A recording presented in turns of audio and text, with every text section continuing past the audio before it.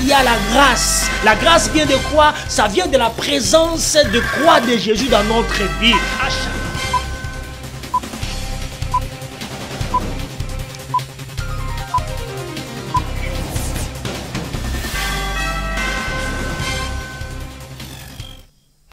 Oui, que la gloire, l'honneur et la puissance sont à notre Dieu, le Créateur incréé, le grand roi immortel, celui qui a créé les mondes visibles et invisibles, c'est lui-même qui en est le maître suprême.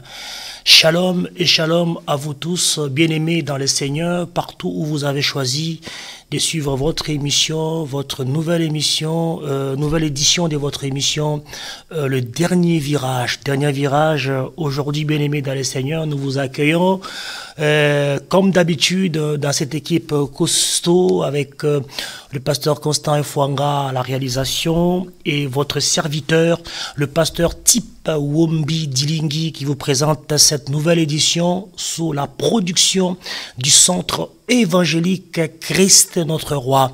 Nous ouvrons cette émission d'aujourd'hui d'abord pour vous faire toutes nos excuses parce qu'il y a 2 semaines passées, un problème technique a fait que tous ceux qui nous suivent à travers les réseaux sociaux n'ont pas pu le faire. En tout cas aujourd'hui, si de tels problèmes arrivés, n'hésitez surtout pas de vous basculer vers epvtv.com, epvtv.com, ou alors ceux qui ont des box chez eux, Orao Télécom sur la chaîne 57 pour ceux qui sont en Europe, le reste du monde, et la chaîne 26 pour ceux qui sont en Amérique, aux États-Unis et au Canada, et aussi ceux qui ont les box CPLA TV, vous pouvez retrouver votre émission et votre chaîne de référence sur la chaîne 131. Donc, merci beaucoup parce que la technique nous dit que le son, il est bon. En tout cas, si vous avez un petit problème de suivre l'émission à travers les réseaux sociaux, Facebook particulièrement, faites-nous le retour et on n'hésitera pas, je vous dis, les pasteurs Constant et toute l'équipe pour vous, derrière, à la technique, fera dès son nécessaire pour rendre cette émission agréable à tout un chacun de vous. Encore une fois, shalom chez vous, vous tous qui avez choisi de suivre votre émission aujourd'hui. Dernier virage, bien aimé dans les Seigneurs depuis 2 semaines. D'abord, la semaine dernière, nous n'étions pas là. Donc, le travail de Dieu nous a appelés en dehors de la métropole pour rendre aussi des travaux utiles et agréables. Et à l'extérieur, je crois que vous n'êtes pas nuit parce que vous qui êtes restés fidèles à votre émission, à votre télévision, en tout cas, il y a de quoi, bien aimé dans les Seigneurs, pour notre nourriture spirituelle, pour notre croissance et notre développement spirituel. Donc, nous ouvrons cette émission aujourd'hui sur une page douloureuse pour vous dire que le pasteur José Okoko, il est responsable de la foi audacieuse à Rotterdam.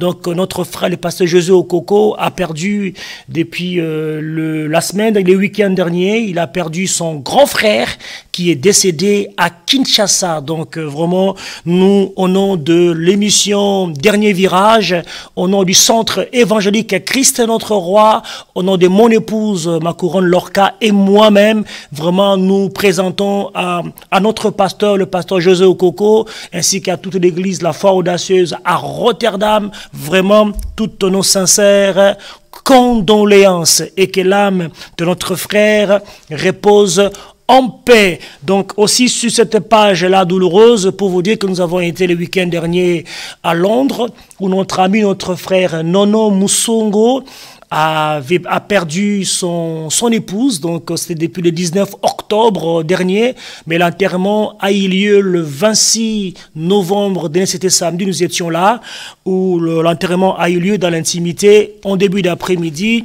à à Londres. Et nous profitons sur ce plateau pour prier pour notre bien-aimé, afin que Dieu lui donne le courage vraiment de survivre, que l'âme de notre sœur, notre belle-sœur Nathalie repose en paix. Merci à toute la communauté des anciens de l'école Massamba dans tout le monde entier, vraiment. Merci parce que nous sommes mobilisés vraiment pour soutenir notre frère Nono Moussongo. En tout cas, merci et merci encore une fois à vous tous qui êtes fidèles, qui faites la confiance à votre émission, au centre évangélique Christ notre roi, à tous les bien-aimés qui travaillent avec nous à Grigny, le servant de Dieu Achel Okombo, Lorca, Wombi, John Chibwaba, Nono, Wawin,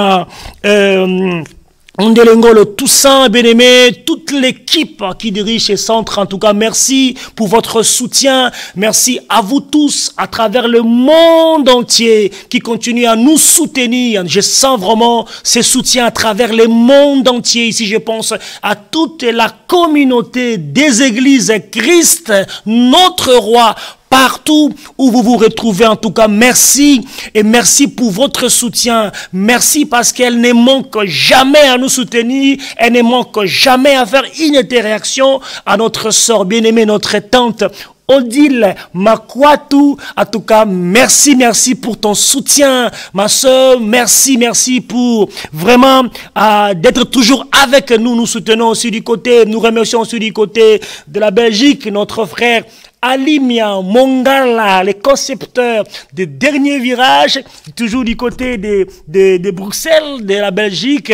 On a Tété Moueloa qui est toujours avec nous, Céline Moujinga. En tout cas, merci pour vos soutiens qui nous doivent vraiment à cœur. Ici à Paris, à notre sœur bien-aimée Agnès Mbombo Kapinga. En tout cas, merci et merci encore une fois à toute la communauté des Tree of Life Church. Nous sommes bien à Maryland, à Frédéric et toute l'église, la servante de Dieu, Alice Mbouyi et l'apôtre Mbouyi. En tout cas, merci, Pasteur Clément, pour vos soutiens qui nous doivent droit au cœur. On peut refermer cette page de début sans pour autant exprimer toute notre parfaite reconnaissance au pasteur Romuald Koussonika et à toute la famille, maman Marie-Paul Koussonika. Merci pour l'accueil que vous nous avez réservé le week-end dernier. Encore merci de nous avoir reçus. Et à toute l'église dédiée God of Abundant Life, si j'ai vilipendé les noms. En tout cas, merci et merci encore une fois à toutes les filles, Milka, Credo Eunice et les jumelles. En tout cas, merci. Et merci à vous tous, bien-aimés dans le Seigneur. Dernier virage. Aujourd'hui, nous sommes toujours dans notre série sur l'homme dans la relation avec Dieu. C'est la série d'émissions que nous avons commencé il y a 2 semaines. Aujourd'hui, bien-aimés, une nouvelle émission où nous parlons de l'humilité. Encore une fois, sans pour autant oublier, vraiment, vous êtes très nombreux, vous vous manifestez. Tous les téléspectateurs et téléspectatrices, mesdames et messieurs, je vous retrouve en Iran, en Afghanistan, en Pakistan, en Inde, en Asie. Vous êtes très nombreux, en Afrique, au Maroc, en Égypte, au Canada, en Tunisie. Je vois vos retours tous les jours à travers votre émission. En tout cas, merci à vous tous qui avez choisi de nous suivre à partir de la France métropolitaine, de l'outre-mer, de la Martinique, de tous les îles, bien-aimés dans les Seigneurs. Vous qui sont en Hollande, en Norvège, vous êtes très nombreux. En Suède, vous y êtes, bien-aimés. En Italie, en Suisse, la famille Wawina, vous êtes très nombreux. En Angleterre, en Belgique, en tout cas, en passant, vous êtes très nombreux et très nombreux.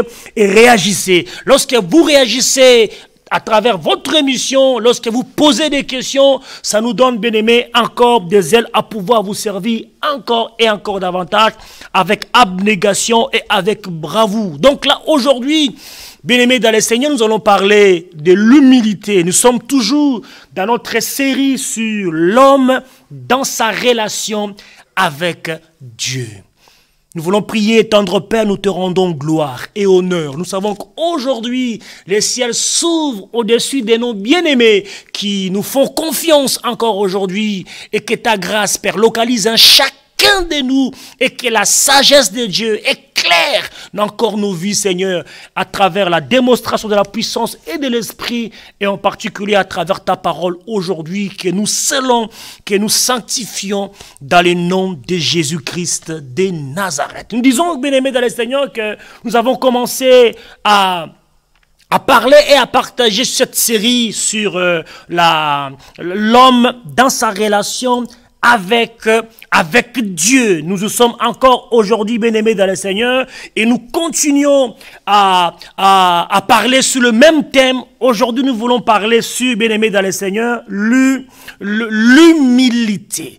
Et la semaine dernière, il y a 2 semaines, nous avons commencé cette série d'émissions en parlant sur la crainte de l'Éternel. Nous ne reviendrons pas. Nous avons dit que dans cette série d'émissions, nous allons beaucoup plus nous attarder sur les livres de Proverbes, la lumière, la sagesse, l'intelligence de Dieu, la compréhension de Dieu permettra à ceux qui sont bien-aimés dans le Seigneur, à travers toutes ces séries d'émissions, je pense que vous ne manquerez surtout pas d'être bénis et que chacun de nous trouvera sa part. Je suis sûr et certain de la même manière que le principe de la bénédiction nous ont fait du bien. Je suis sûr et certain que bien-aimé de cette série aussi sur l'homme dans sa relation avec Dieu nous fera grandement de bien. N'hésitez pas à réagir, n'hésitez pas à poser des questions, bien-aimé de le Seigneur. Nous sommes là pour éclairer, bien-aimé, notre lanterne. Qu'est-ce que signifie avoir une relation personnelle avec Dieu? Nous en avons parlé un tout petit peu il y a 2 semaines. J'aimerais très rapidement revenir sur ça et ainsi nous continuerons sur l'humilité, le programme que nous avons choisi à vous proposer aujourd'hui. Vous qui venez de nous rejoindre en ces moments, Jean-Claude Jonah aux États-Unis, merci beaucoup parce que vous avez de suivre l'apôtre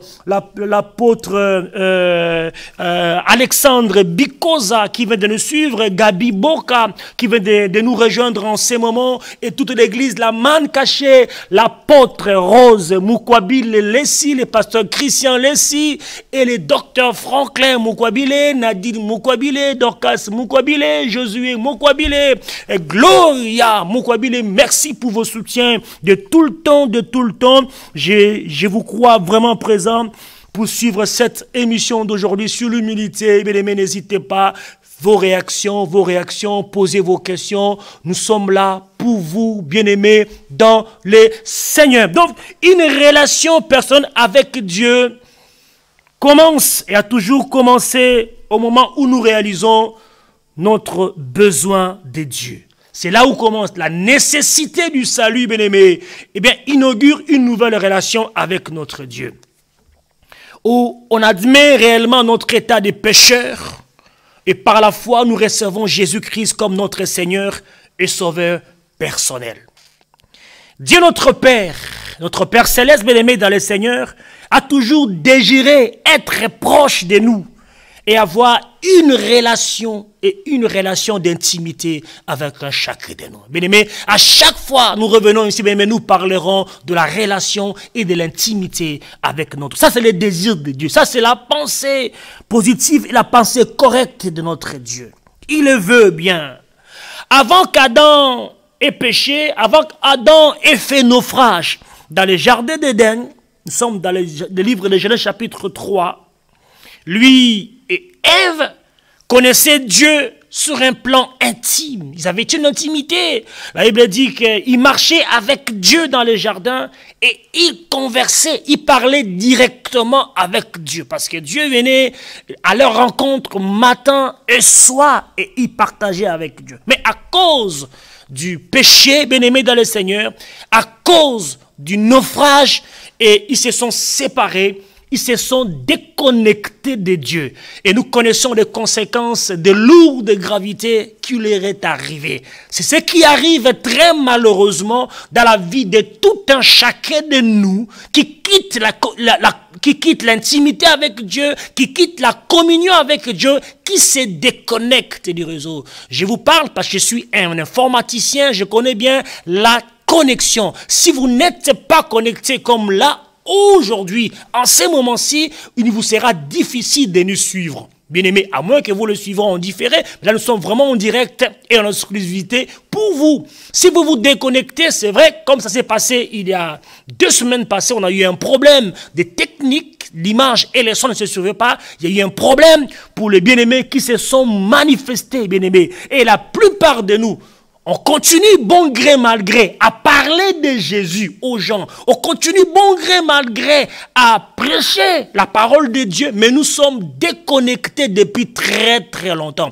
C'est vrai qu'entre le temps de la déconnexion et la coupure totale du réseau, il se passe un temps. Et cela, bon, parfois, ça nous donne beaucoup plus de réflexion, ça nous donne beaucoup plus de questions à nous pour réaliser réellement si cette personne est déconnectée ou pas. Mais la déconnexion, bien-aimé, nous prive des choses fondamentales devant nous conduire, bien-aimé, dans le Seigneur, à travailler et à travailler pour notre Dieu. Mais c'est que beaucoup de personnes, bien-aimés, ne savent pas, ne réalisent pas ce que nous ignorons aux écarts.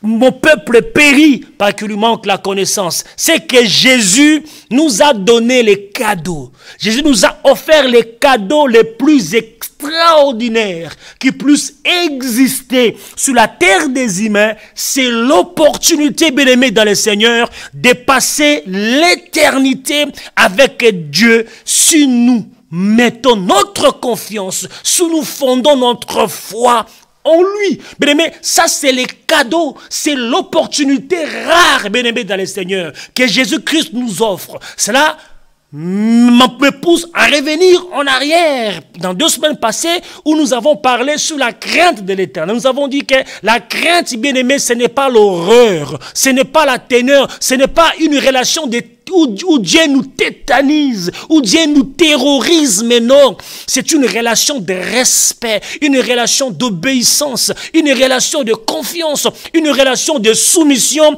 vis-à-vis de notre Dieu bien-aimé dans le Seigneur. Aujourd'hui, l'occasion rare que Dieu nous donne dans la relation qu'il traite, qu'il veut traiter avec lui. Et pour toute personne qui donne sa vie au Seigneur, je reviens encore une fois à la jeunesse, aux jeunes, aux adolescents, et même aux vieux, et même ceux qui ont même perdu, ceux qui ont même décapitulé, même ceux qui ont bien aimé dans le Seigneur, ceux qui ont fait naufrage, bien aimé. Je vous dis que le cadeau rare, le cadeau, l'opportunité extraordinaire que Jésus-Christ, notre Dieu et notre Seigneur, nous offre, bien aimé dans le Seigneur, c'est la possibilité de passer l'éternité avec lui. Ça, c'est la conséquence de la relation qui nous unit entre nous et Jésus-Christ. Et je vous rappelle, la relation qui nous unit avec Jésus, ce n'est pas nous qui avons fait le premier pas. Ce n'est pas toi qui avais choisi Jésus. Ce n'est pas moi qui ai choisi Jésus. C'est Jésus qui est venu à ta rencontre. La même manière aujourd'hui, Jésus-Christ vient à ta rencontre et il t'étend la main de secours, bien-aimé. C'est lui qui nous fait la cour et nous tombons sous le charme de cet homme-là, le plus beau entre 10 000. Jamais homme n'a vécu comme Jésus. Jamais homme a parlé comme Jésus. Et là, il y a beaucoup de gens qui me posaient la question. Vous qui réagissez en Irak, vous qui réagissez en Iran, vous qui réagissez en Inde et partout, bien-aimés de la Seigneur, pour vous dire qu'il n'y a de salut en aucun autre nom que par le nom de Jésus, qui nous a été donné pour que nous passions de la mort à la vie et à la vie éternelle. Et j'aimerais vous dire ici, parce que ce n'est pas l'objet de notre partage, parce que le temps viendra où nous parlerons de la divinité de Jésus, où vous présenterons Jésus en tant qu'homme, parce qu'il est 100% homme, Jésus en tant que fils de Dieu, parce qu'il est venu comme fils de Dieu, et Jésus en tant que Dieu, parce qu'il est 100% homme et 100% Dieu. Les éléments distinctifs de la divinité de notre Dieu, Jésus-Christ, sont tellement cuisants, sont tellement probants et se présentent avec d'acuité que même ceux qui sont aveugles peuvent réaliser et déterminer réellement que c'est Jésus qui a suscité des gens, qui a tiré du monde, du ténèbre à son admirable lumière. Il est homme, 100% Dieu et il est notre Seigneur et notre Sauveur. Je dis que l'opportunité que Dieu nous donne, c'est celui de passer l'éternité avec lui. Si nous mettons notre confiance et notre foi en lui. Car la Bible déclare dans Romains chapitre 6, verset 23, car le salaire du péché, c'est la mort. Mais les dons gratuits de Dieu, c'est la vie éternelle en Jésus-Christ, notre Seigneur. C'est vrai, bien-aimé, Dieu est devenu un être humain en la personne de Jésus-Christ. Nous l'avons dit très rapidement tout à l'heure, en personne, pour porter notre péché.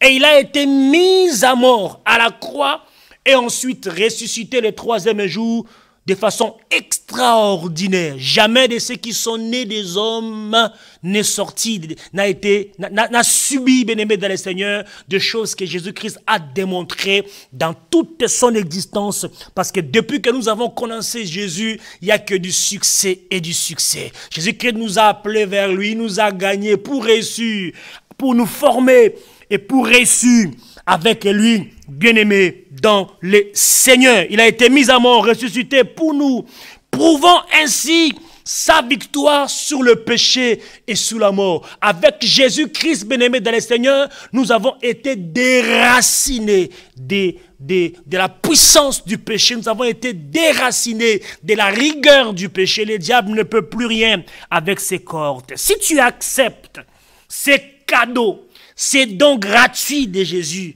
tu peux être désormais accepté dans la présence de Dieu et tu peux avoir une relation avec Dieu. Ça, c'est la pensée de notre Dieu. Après, bien aimé, une relation personnelle avec Dieu signifie que nous devons inclure Dieu dans notre vie quotidienne. Nous devons inclure Dieu dans les moindres détails de notre vie. Bien aimé, quoi que tu peux faire, quoi que tu peux entreprendre, si Jésus-Christ n'est pas avec toi, c'est nul, bien-aimé de le Seigneur. C'est nul. Sans Jésus, c'est nul. Tu peux entreprendre une affaire aujourd'hui qui peut donner un semblant, bien-aimé dans le Seigneur, de réussite. Mais sans Jésus, bien-aimé, tu feras naufrage. Et très rapidement, parce qu'avec Jésus, c'est le succès de tous les jours. Cette relation avec Dieu n'est pas aussi difficile à trouver, n'est pas aussi difficile à entretenir, comme dit les uns et les autres. Nous l'avons dit la semaine dernière, on ne fait que répéter avec une nouvelle nuance aujourd'hui. Et il n'existe pas de formule magique pour cela. Dès que nous devenons enfants de Dieu, nous recevons le Saint-Esprit qui va commencer à travailler dans nos cœurs, qui travaille dans notre vie.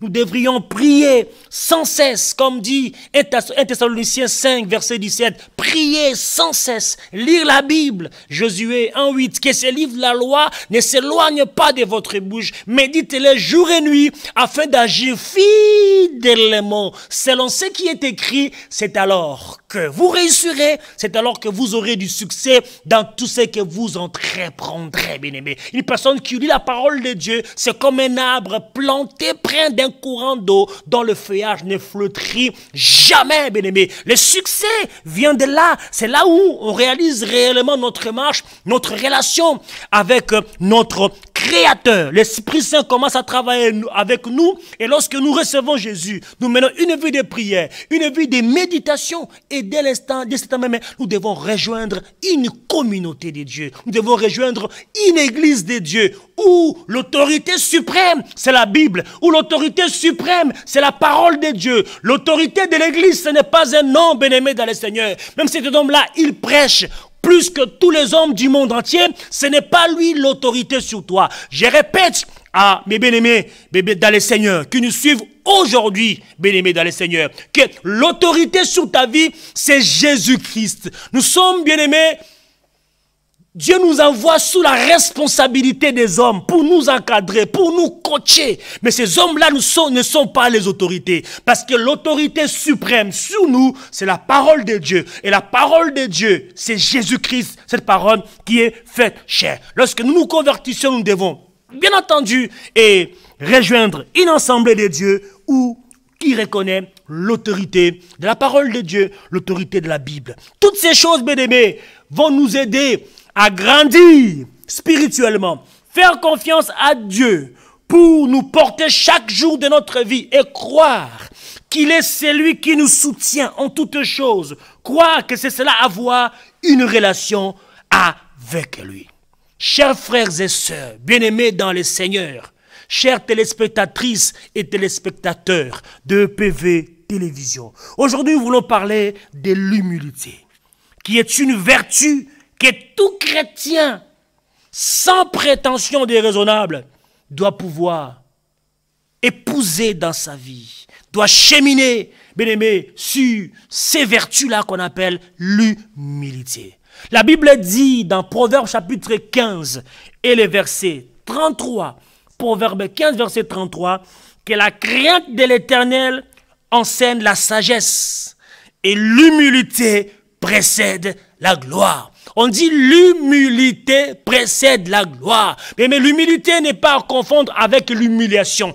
Quand bien même que parfois, lorsque nous plongeons dans l'humilité, nous souffrons d'humiliation. Oui, c'est vrai, mais cette attitude-là, cette position-là dans notre vie nous fait préparer à une gloire certaine. En réalité, la gloire n'est pas à nous, mais cela précède le fait que Jésus-Christ vient se glorifier lorsqu'il nous localisera, lorsqu'il s'authentifiera par rapport à notre attitude, à notre comportement d'humilité, eh bien il se glorifiera à travers nous. Et la plupart de nous, bien-aimés, ont fait naufrage, ont confondu la gloire de Dieu en nous, ils se sont appropriés de cette gloire-là. Mais en réalité, Dieu, par Jésus-Christ, se glorifie en nous parce qu'il se retrouve. Il s'authentifie par notre attitude, notre comportement, notre vie de tous les jours. Cela pousse notre vie. Lorsqu'il s'authentifie, eh bien, il se glorifie en nous. Ne disons-nous pas que cette gloire-là,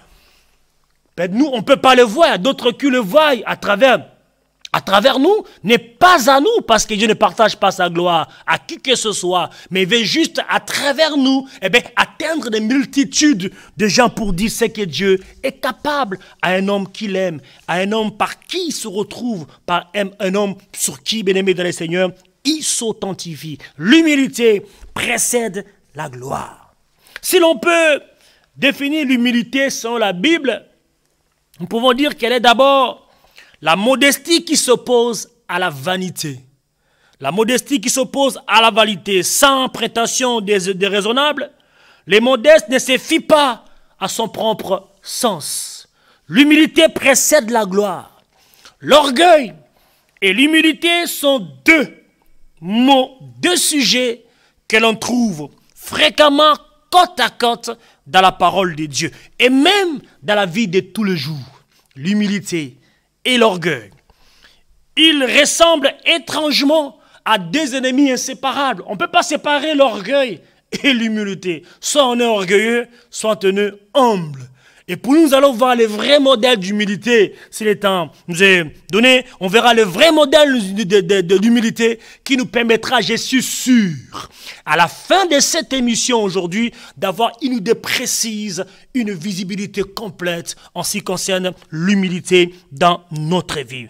Pour nous qui sommes croyants, l'orgueil peut sembler être un problème, parce que nous sommes croyants, parce que nous sommes chrétiens, nous croyons que l'orgueil ne peut être qu'un problème pour les non-croyants, pour les non-convertis. Bien-aimés, détrompons-nous, parce que malheureusement, nous trouvons souvent l'opinion que nous entretenons face aux autres de ces mondes séparés. On croit que ceux qui n'ont pas connu Jésus, ceux qui n'ont pas encore donné la vie à Jésus-Christ, ils sont orgueilleux, bien-aimés. Même parmi les convertis, il y a ceux qui sont humbles. Mais on trouve de plus en plus de chrétiens dans l'église qui sont enflés d'orgueil. Combien ne voyons-nous pas aujourd'hui les gens qui mettent des flyers, qui envoient des invitations pour vous inviter, venez dans une convention, dans une croisade de miracles, une croisade de délivrance, amenez les aveugles, amenez les boiteux, amenez les ceci, amenez les cela. Mais c'est pour dire quoi, bien-aimé dans le Seigneur? Le Saint-Esprit n'a pas besoin que tu fasses sa publicité. À telle scène que lorsque nous pompons ainsi ce genre d'invitation, les gens qui viennent ne retrouvent pas, ne recouvrent pas. Voilà pourquoi la plupart, je dis pas que c'est toi qui me suis, mais la plupart, bien-aimés dans le Seigneur, autour de nous, jetons le regard à gauche et à droite, on va voir la plupart, parce qu'ils ont fait ces histoires, ça n'a pas marché, ils commencent à faire des miracles, des délivrances, des commissions. Voilà, des commissions. Et vous savez, il va s'attendre avec des gens, des uns des autres. Faites ceci, faites les boiteux, faites l'aveugle. Et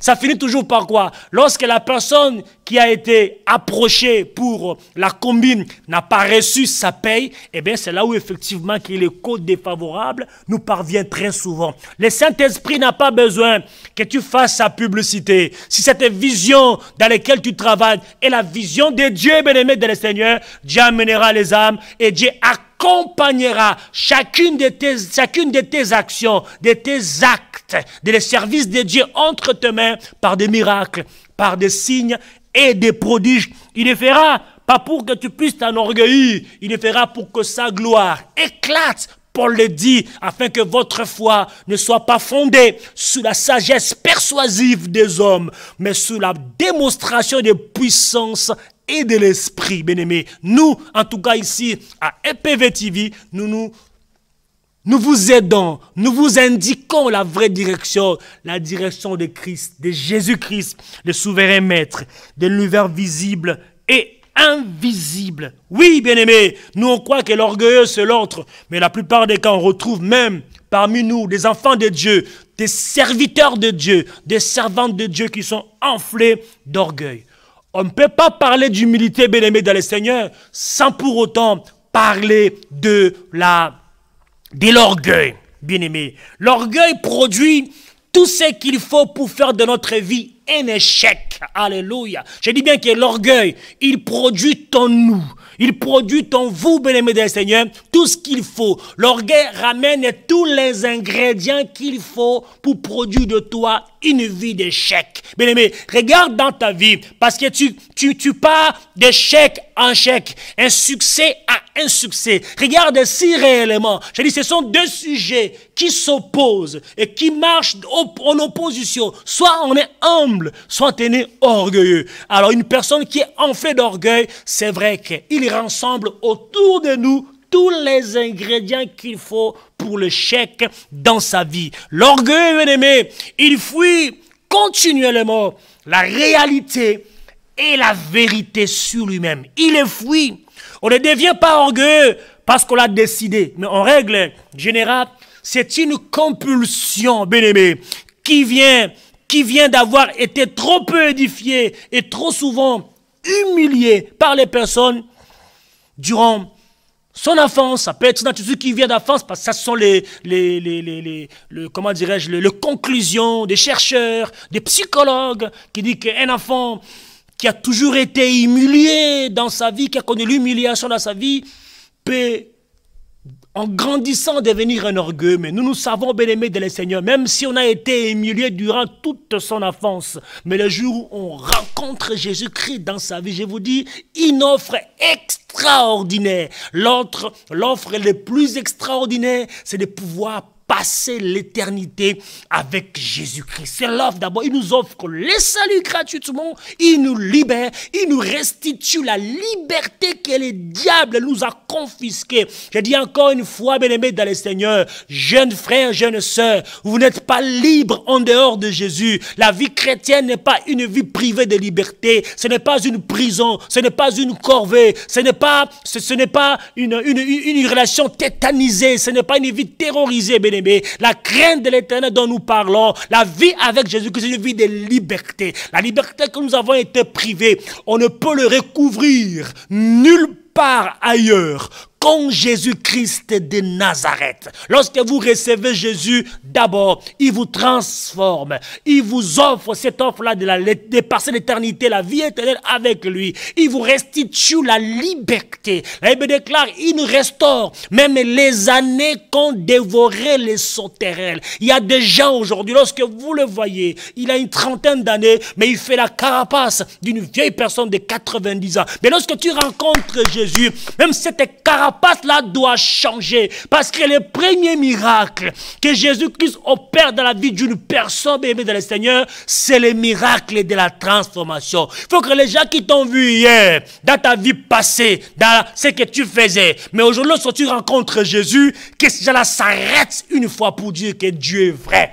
Il est vivant, et il est réel. Et qui se mettent eux aussi à copier et à suivre ces dieux-là. Bien-aimé, je dis à quelqu'un aujourd'hui, les gens viendront t'interroger pour dire qu'est-ce qui s'est passé dans ta vie. Tu as touché à quoi? Dis-leur, il n'y a que l'humilité de Jésus. Il n'y a que la vie de Jésus qui est capable de me transformer de gloire en gloire, de me transformer de succès en succès. Il n'y a que la vie de Jésus qui peut permettre à ce que je prenne de l'envol dans ma vie, bien-aimé, dans les Seigneurs. Nous parlons de l'humilité. Nous sommes bien-aimés dans les Seigneurs dans notre série sur l'homme dans sa relation avec Dieu. L'humble pour sa part, la vraie humilité permet de réussir pleinement sa vie, contrairement à ce qu'on en pense. Elle n'a rien à avoir avec cette gêne caractérisée par la crainte de s'affirmer. Les gens qui font tout pour passer inaperçus, bien-aimés dans le Seigneur, ne sont pas humbles, mais ils sont orgueilleux. Alléluia. La véritable humilité, bien-aimés dans le Seigneur, provient de nulle part, provient nulle part ailleurs que d'une juste perception de soi et produit une capacité d'assumer ses forces et ses faiblesses. L'orgueil spirituel, parce qu'on parle de l'orgueil, on parle de l'humilité, et je vous ai dit aussi qu'on trouve même les orgueilleux dans l'église des dieux bien-aimés dans le Seigneur. On le retrouve aussi, bien-aimés, dans le Seigneur. On le retrouve, comme le disait au début, il est facile pour un croyant de croire, tout à l'heure, un croyant, il est facile pour nous de croire que l'orgueil est beaucoup plus présent chez les incroyants. Mais non, j'ai dit tout à l'heure, que les orgueilleux, on le retrouve même à l'église. Il a bien commencé avec Dieu, parce que Dieu s'est retrouvé, il a localisé la personne, il s'est authentifié, parce qu'il a reconnu ses œuvres dans les services, parce qu'il n'y a que l'œuvre de l'Éternel qui prospère, et Dieu bénit son œuvre, Dieu s'authentifie. Lorsque Dieu s'authentifie en toi, il se glorifie aussi en toi pour manifester son éclat aux autres. Ce n'est pas pour toi que tu puisses rayonner, c'est pour que l'œuvre de Christ et que la gloire de Dieu touche les multitudes à travers toi, les gens qui te suivent, qui suivent l'œuvre de Dieu en toi. Lorsque Dieu se localise, lorsque Dieu s'authentifie, il se manifeste pour dans sa gloire, qui étend ses éclats afin de toucher les autres. Et cela n'est pas pour nous ramener de l'orgueil, c'est pour rester dans l'humilité afin que Dieu continue son travail. Oui, nous croyons que cette œuvre, cet élément, l'orgueil, n'est que pour les autres. La plupart des cas, c'est d'abord et pour nous, bien-aimés. Mais en réalité, nous voyons l'inverse qui est vrai. La plupart des chrétiens qui fréquentent nos églises, bien-aimés dans le Seigneur, cherchent à cacher leurs faiblesses par crainte d'être discrédités par les milieux. Même si en apparence, tout semble être parfaitement sous contrôle. Mais chacun sait dans son fort intérieur, c'est le chaos qui règne.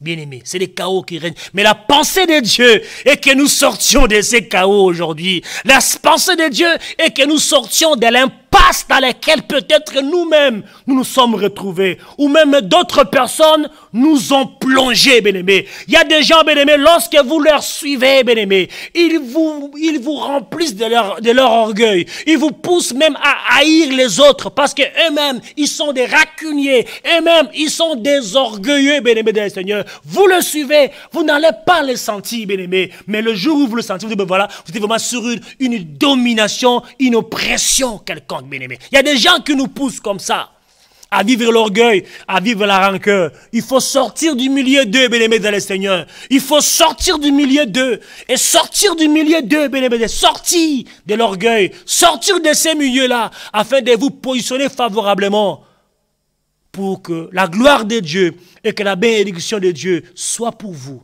Jésus-Christ revient bientôt. Il est très très important pour nous de pouvoir nous communier, de pouvoir nous rassembler, Seigneur. Jésus qui est en train de préparer sa vraie, la véritable église qui sera enlevée avec lui. On ne peut pas parler de l'humilité sans pour autant comprendre la grâce de Dieu. Comprendre la grâce dans l'humilité. Bien-aimé, je suis un ardent défenseur de la grâce de Dieu. Parce que je sais à quel point cette grâce a le pouvoir de libérer des comportements, de nous libérer de mensonges, de nous libérer de toutes choses. Bien-aimés, la grâce, c'est la disposition bienveillante de Dieu, qui ne dépend ni de ta beauté, de ton intelligence, de ta gloire, de ta richesse. Elle dépend que de Dieu. Et Dieu libère sa grâce à qui il veut, comment il veut, où il veut, et de la manière dont il veut. Et lorsque Dieu libère sa grâce à quelqu'un, il ne la copie pas à quelqu'un d'autre. Voilà pourquoi à chacun de nous, Dieu a réservé une grâce excellente qui est faite pour lui. Mais ne sois pas enflé d'orgueil lorsque Dieu te fait une grâce. Et toi aussi, toi ne sois pas remonté dans ton cœur. Ne sois pas enflé d'orgueil lorsque Dieu visite ton frère ou ta soeur. Il lui fait une grâce excellente. Dis-toi qu'il y a une grâce aussi pour toi. J'ai parlé bien de la grâce, de la disposition bienveillante du Seigneur. L'orgueil, bien-aimé, n'est rien plus que le refus de saisir la grâce de Dieu. Oui, une personne qui est enflée d'orgueil, c'est quelqu'un qui refuse de saisir la grâce de Dieu. C'est celui qui piétine et qui foule la grâce de Dieu aux pieds. Bien-aimé, tu peux aujourd'hui piétiner la grâce de Dieu. Tu peux fouler la grâce de Dieu aujourd'hui. Le temps viendra où la grâce de Dieu, où tout te quittera. Mais aujourd'hui, nous le répétons assez. Comme dit Bishop Michel, c'est vrai qu'aujourd'hui, bien-aimé dans le Seigneur, si Dieu atténue sa colère, ce n'est pas parce qu'il est passif, bien-aimé. C'est parce qu'il y a la présence de la croix de Jésus-Christ dans l'humanité qui atténue la colère de Dieu. Mais le temps qui vient est très bientôt, parce que les signes ostensibles du retour de Jésus-Christ se présentent avec acuité. Voilà pourquoi aujourd'hui, bien-aimé, personne ne pourra dire que je n'ai pas entendu parler de Jésus.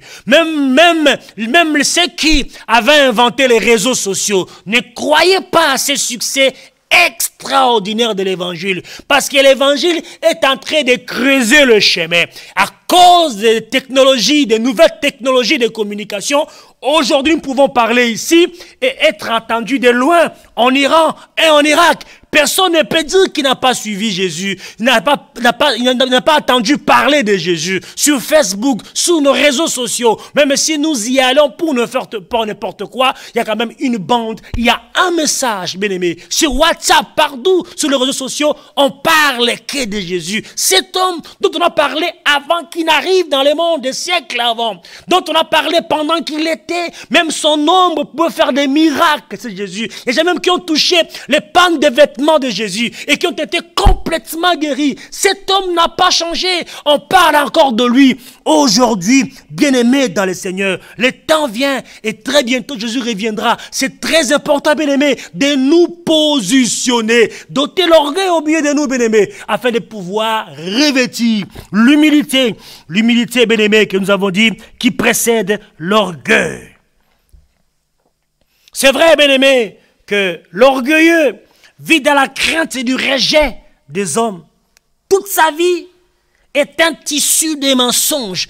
Et l'orgueilleux, toute sa vie est un tissu de... Regarde-moi des gens qui n'ont rien dans leur vie. Mais lorsqu'ils vous racontent sa vie, moi je suis ceci, moi je suis cela, moi je fais ça, alors que rien. Tout est cousu, tissu, des mensonges. Une personne qui est humble n'a pas besoin de sortir ce qui est caché. Il n'a pas besoin de visualiser sa richesse. Il n'a pas besoin de sortir les secrets de sa maison. Une personne qui est humble n'a pas besoin de ramener journalistes et caméras dans sa maison pour filmer sa chambre, pour filmer son séjour, pour filmer ce qu'il vient de racheter, filmer sa voiture. Il n'a pas besoin de ça, mais ça c'est l'orgueilleux. L'orgueilleux, toute sa vie est un tissu confectionné des mensonges, mensonges et mensonges. Même s'il va louer une voiture luxe, il a loué, ce n'est pas à lui, il prend une photo pour dire que c'est à moi. Ça, c'est la façon de faire, la façon d'agir et la façon de concevoir de l'orgueilleux. Sa vie, tout un tissu des mensonges. Toute tentative, bien aimé, de combattre l'orgueil est vaine. L'orgueilleux doit recevoir la grâce de Dieu afin d'être en mesure d'accepter qu'il est réellement et vivre libre. Bien-aimés, on n'est pas là pour condamner ceux qui se retrouvent sous cette mèche. On n'est pas là pour indexer les uns et les autres, bien-aimés. La parole de Dieu est libérée, pas pour condamner. C'est pour susciter le salut, afin que nous puissions comprendre la nécessité du salut. Je vous rappelle, bien-aimés, les cadeaux extraordinaires que Jésus-Christ nous réserve, bien-aimés, c'est de passer l'éternité avec lui. Il n'y a pas d'autre. Je n'ai jamais vu aussi d'autres offres aussi élevées que l'offre que Jésus-Christ nous donne. Il n'y en a point. Celui avec qui tu mènes la vie, c'est un menteur. Il a été menteur depuis le début. Voilà pourquoi même Dieu Tout-Puissant l'a précipité de sa présence. Le diable, Satan, c'est un menteur. N'aie pas peur de lui. D'ailleurs, pour exécuter la sentence, ce n'est pas Dieu lui-même qui s'est chargé. C'est un autre ange qui a chassé le diable, Satan, qui est aussi un autre ange. Et la Bible nous montre, à sa lumière, à sa connaissance et à sa sagesse, que les anges sont des créatures célestes à notre service, bien-aimés. Comment voulez-vous une créature qui est à ton service? Comment veux-tu, toi, t'incliner? Comment veux-tu adorer une créature qui est à ton service? Les anges n'ont pas été créés à l'image et à la ressemblance de Dieu. Les animaux de la forêt, les poissons, les oiseaux dans le ciel n'ont pas été créés à l'image de Dieu. Dieu a dit, les choses sont produites. Mais l'homme, tel que tu es là, tu as été créé à l'image et à la ressemblance de Dieu. Les grimaces des diables, bien-aimés, ôte-les de ta tête, que cela ne te fasse plus rien. À partir d'aujourd'hui, il n'y a plus rien à vous grimacer lorsque vous comprenez, lorsque nous comprenons, bien-aimés Seigneur, l'immense richesse de la puissance inégalée de notre Créateur, Jésus-Christ de Nazareth. Eh bien, dit que Dieu résiste à l'orgueilleux qui refuse de s'approcher de lui tel qu'il est, alors que l'humble qui se présente lui-même devant Dieu est reçu favorablement. L'humble, bien-aimé, est donc nécessairement un orgueilleux qui s'est humilié. Mais si tu te retrouves sur le plan des orgueilleux, c'est très important de pouvoir ainsi baigner ton orgueil devant la présence de ton Dieu. Humilie-toi devant l'homme le plus humilié, l'homme qui a été humilié pour nous, Jésus-Christ, qui pourra te relever. Pourquoi? Parce que l'humilité précède la gloire. La Bible nous montre qu'il accorde une grâce plus excellente. C'est pourquoi l'Écriture dit, Dieu résiste aux orgueilleux, mais il fait grâce aux humbles. Jacques chapitre 4 verset 6, il résiste aux orgueilleux, mais il fait grâce aux humbles. Bien-aimés, les rayons d'espoir dans notre obscurité spirituelle, c'est la grâce et la grâce souveraine de notre Dieu, qui seul a le pouvoir de sauver l'homme de la propassion et à déclarer les choses mauvaises. C'est ça. Dieu donne, bien-aimé, une grâce plus excellente. Il a promis à tous les descendants de David, bien-aimé, une grâce excellente. Par conséquent, sa grâce est plus forte que la puissance du péché. La grâce de Dieu est plus forte que la puissance de la chair. La grâce de Dieu est plus forte que la puissance du monde. La grâce de Dieu est plus forte que la puissance de Satan. Il n'a aucune puissance, usurpateur, menteur. C'est nous qui conférons au diable la puissance de Dieu. Il dit à l'homme, assujettité, dominer sous la terre. La domination, le pouvoir de dominer sous la terre a été donné à l'homme. Si l'homme ne fait pas la transaction avec le diable n'a aucune parcelle d'autorité sous la terre. Lorsqu'il a été précipité dans le ciel, il n'avait pas de parcelle d'autorité. C'est lorsque nous avons cédé nos contrats de bail que le diable a trouvé une opportunité heureuse de pouvoir s'établir durablement à travers nous. Bien-aimés, chassez-les du milieu de nous. Il ne peut pas dominer sur nous parce que l'autorité suprême sur nous, c'est la parole faite chair, c'est Jésus-Christ de Nazareth. C'est un menteur. Il ne peut pas. Comment voulez-vous être sous la domination d'un ange? L'ange, une créature céleste à notre service. Comment ces anges peuvent-ils dominer sur nous? Aujourd'hui, je voudrais vous faire rébeller pour comprendre que le diable, avec ses mensonges, il ne peut pas ainsi vous embrigader. Vous devez en sortir de ces gouffres, bien-aimés, qui nous retiennent. Les gens qui n'arrivent pas à se développer, qui n'arrivent pas à aller de l'avant. Il y a des ministères. Même si tu as fait 50 ans des ministères, tu n'arrives pas à écloser. Tu n'arrives pas à aller de l'avant à cause de l'orgueil, à cause de la rancœur, à cause de l'esprit de la division qui est en toi. Mais tu dois sortir de cela. Tu dois sortir de cela. C'est très important. Comment voulez-vous accepter être sous la domination, l'autorité d'un ange? Alors que nous avons dit au départ, il faut rester sous la domination de la parole de Dieu. La parole de Dieu, c'est Jésus, c'est-à-dire être sous l'autorité de Jésus-Christ de Nazareth. Bien-aimés, vous devez vous rebeller aujourd'hui pour cet homme-là, cet esprit-là, cette chose-là. Il n'a aucune parcelle d'autorité en nous. Nous devons les chasser. Nous devons l'éloigner au milieu de nous. L'orgueil n'est pas de Dieu. L'orgueil vient du diable. Il faut le démasquer. Il faut le déboussoler. Il faut le déraciner afin que nous vivions et nous menions notre vie d'excellence à excellence avec notre Créateur bien-aimé dans le Seigneur. Oui, Pierre dit dans son épître, première épître de Pierre, chapitre 5, verset 5, il dit, revêtez-vous de l'humilité, revêtez-vous, c'est-à-dire s'attacher à l'humilité, c'est-à-dire attacher, c'est comme si on noue là une cravate, c'est-à-dire il faut s'attacher à l'humilité. Revêtez-vous, ça c'est la pensée de Dieu pour notre vie aujourd'hui.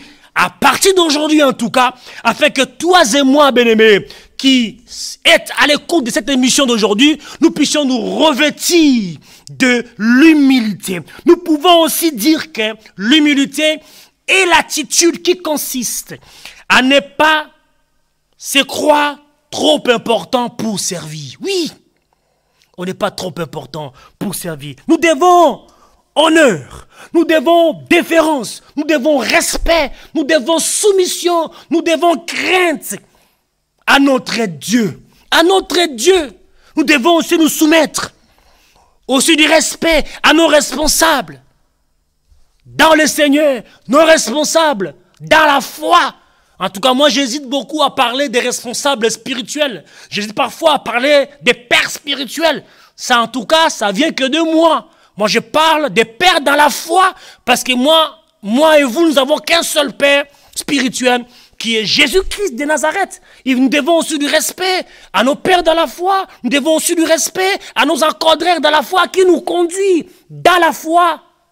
Nous leur devons aussi du respect, bien-aimés. Et le respect est réciproque. C'est très important, bien-aimés dans le Seigneur. La soumission est une attitude fondamentale de la maturité spirituelle. En tout cas, nous reviendrons dans le cadre de cette série d'émissions. On parlera de la soumission, bien-aimés dans le Seigneur, afin de pouvoir, une fois de plus, éclairer, bien-aimés, notre intelligence, nous éclairer, bien-aimés. Le manque de soumission, non seulement complique les ministères, complique la vie, mais aussi et surtout fait obstacle à la grâce de Dieu. Oui, nous devons nous soumettre. Sans humilité, sans l'humilité, on ne peut ni demander l'aide de Dieu, ni la recevoir. Et donc, on ne peut arriver à rien dans sa vie spirituelle sans humilité. Alors, pose-toi des questions. Tu as demandé beaucoup de choses dans ton ministère. Tu as demandé beaucoup de choses. Tu attends beaucoup et tu reçois peu. Comment d'abord à faire une coétude en toi pour voir si tu es vraiment dans l'humilité, tu es dans la soumission, dans le respect vis-à-vis de ton Dieu ou tu ne l'es pas. Et si tu ne l'es pas, bien-aimé, c'est très important. À la fin de cette émission, bien-aimé, d'être incliné afin de pouvoir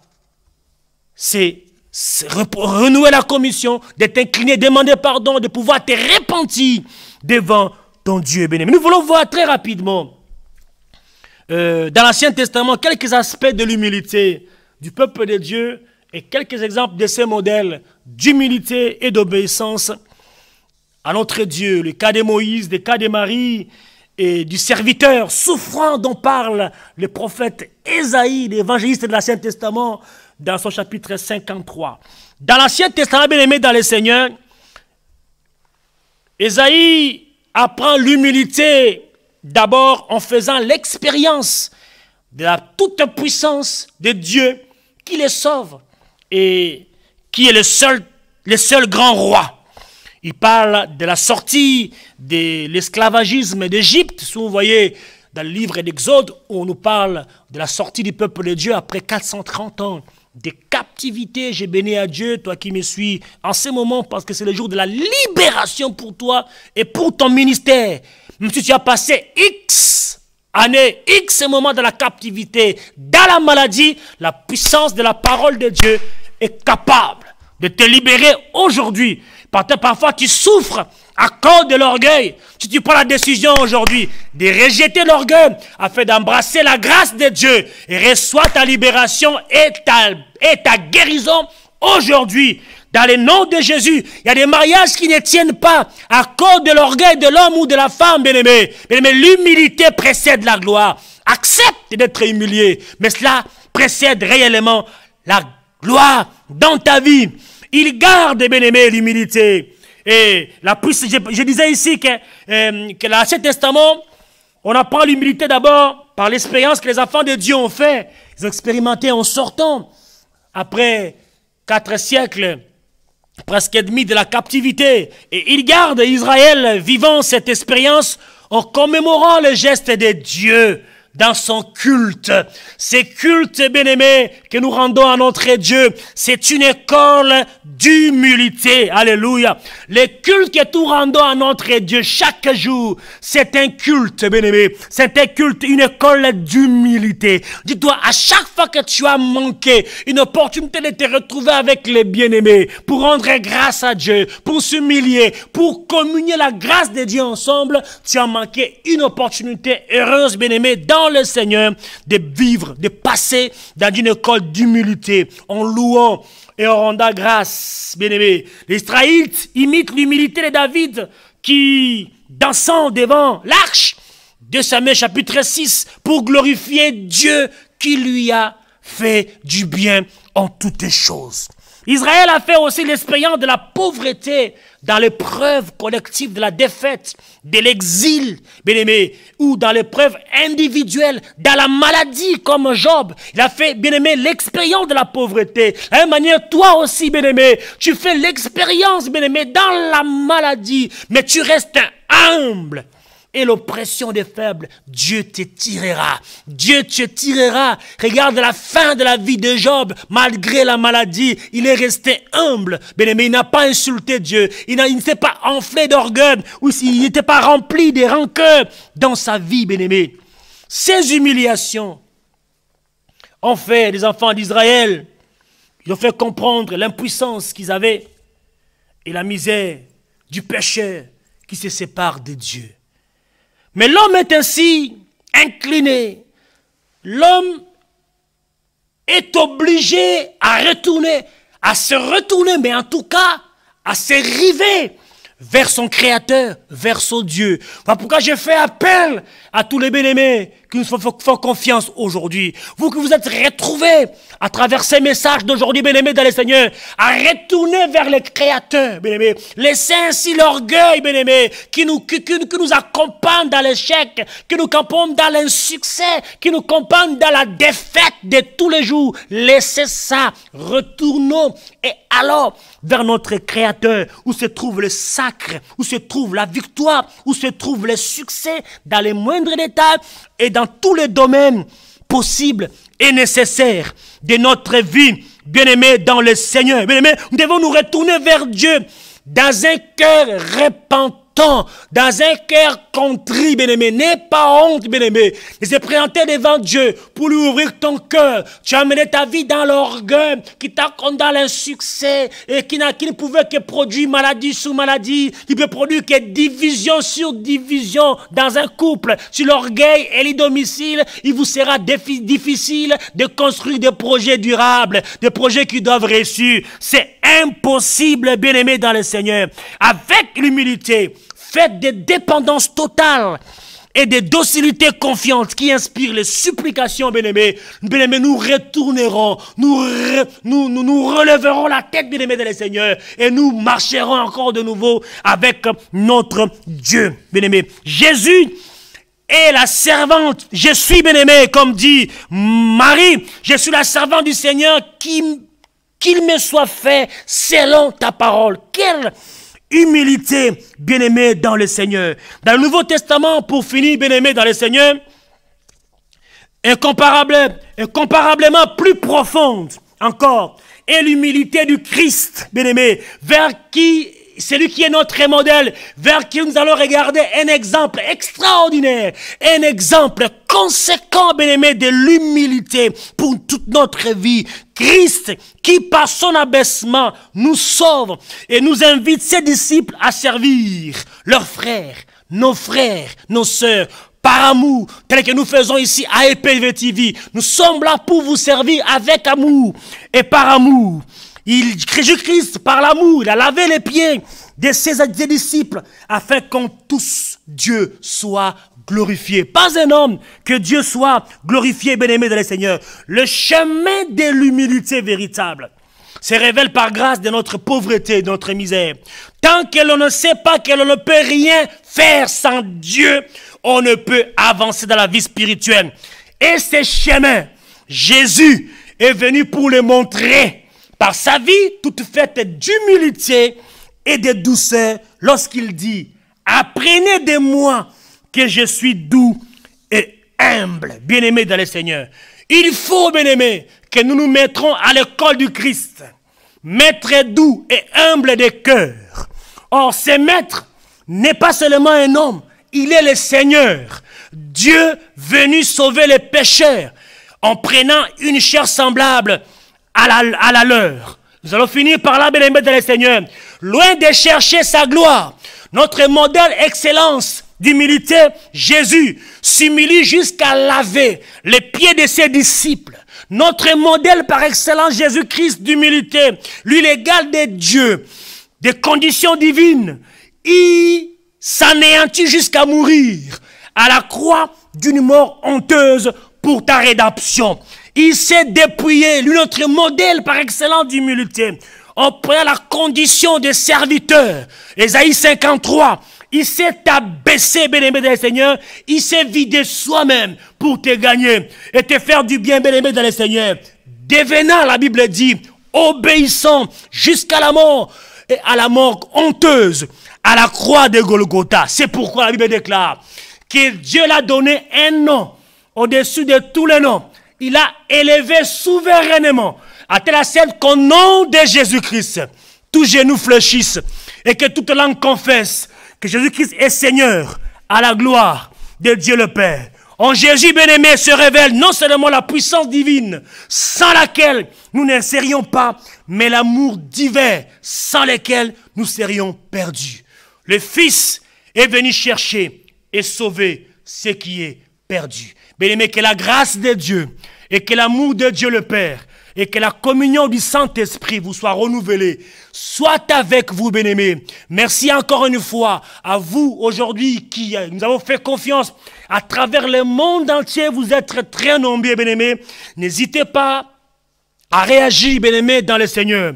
Encore une fois, nous vous disons merci pour la confiance que vous continuez à témoigner à votre émission Déné Village et aussi à votre télévision EPV TV. Bien-aimés, restez connectés à votre télévision pour suivre notre programme. Encore une fois aujourd'hui, à la technique, à la réalisation, votre serviteur, le pasteur Constant Efouanga.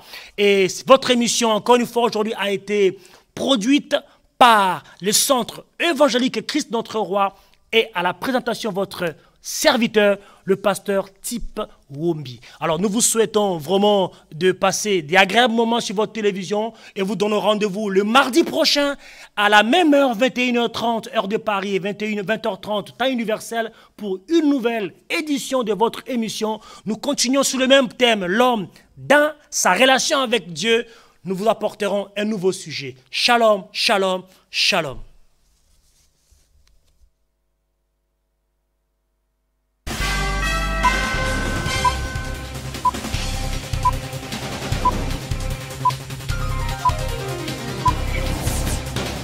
y a la grâce. La grâce vient de quoi? Ça vient de la présence de croix de Jésus dans notre vie.